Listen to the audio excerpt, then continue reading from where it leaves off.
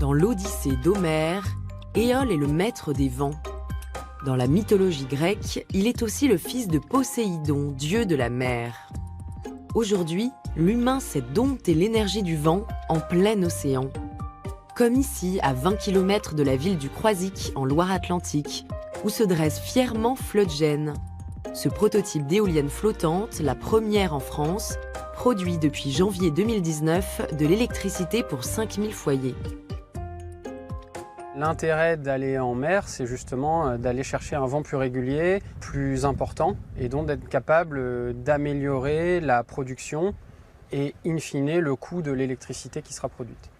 L'éolien flottant peut être installé loin des côtes, là où les profondeurs sont grandes, à l'inverse de l'éolien posé en mer, qui ne peut pas tenir à plus de 50 mètres de fond. Mais Floatgen repose tout de même sur un gigantesque flotteur en béton de 40 mètres sur 10, retenu par 6 points d'ancrage qui l'empêchent de dériver, ce qui a forcément un impact sur l'environnement. Les impacts de l'éolien offshore qui sont considérés, en tout cas pris en compte, sont des impacts sur l'avifaune, sur les mammifères marins, des impacts qui peuvent être sur l'émission de champs électromagnétiques du fait de la présence de câbles haute tension sous-marins, les nuisances sonores. Donc c'est tous ces phénomènes qui sont étudiés pour savoir si justement les technologies de l'éolien offshore ont un impact qui pourrait être rédhibitoire. Mais ce qu'on voit de l'expérience des voisins, notamment en mer du Nord, c'est qu'a priori les impacts sont assez faibles.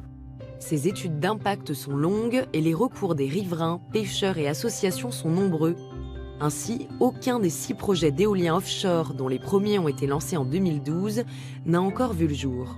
Difficile pour l'instant d'imaginer l'avenir de cette énergie. L'éolien en mer va faire partie d'un mix global dans lequel il a sa place. On l'espère, va permettre aussi d'éviter d'investir ou de prolonger notamment des centrales nucléaires qui sont en fin de vie. De là à remplacer l'énergie nucléaire, ce n'est pas forcément la vocation de l'éolien en mer. Remplacer le nucléaire, c'est inenvisageable pour l'instant. Le compléter, déjà plus. Quoi qu'il en soit, la France est en retard dans ce secteur. Pourtant, nous maîtrisons les technologies et nous possédons le 2e meilleur potentiel éolien d'Europe. Saura-t-on exploiter pleinement ces ressources ?